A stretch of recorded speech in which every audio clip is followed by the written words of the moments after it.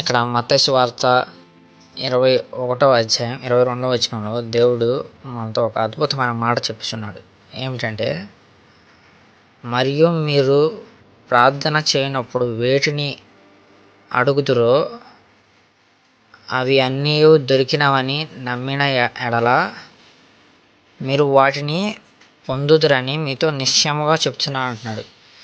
దేవుడు ఇక్కడ మనకి ఖచ్చితంగా చెప్తున్నాడు. మనం ప్రార్థన చేస్తున్నాం, నువ్వు ప్రార్థన చేస్తున్నప్పుడు నువ్వు దేనికోసం అయితే ప్రార్థన చేస్తున్నావో అది నీకు వచ్చింది, నువ్వు దాన్ని పొందుకున్నావని నమ్మి విశ్వాసముతో ప్రార్థన చేసిన ఎలా నువ్వు దాన్ని పొందుకుంటావు అని చెప్పి దేవుడు ఈ వాక్యం ద్వారా మనతో మాట్లాడుతున్నాడు.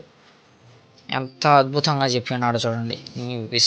నీ కలిగిన విశ్వాసంతో నీవు ప్రార్థన చేస్తే నువ్వు దాన్ని ఖచ్చితంగా పొందుకుంటావు.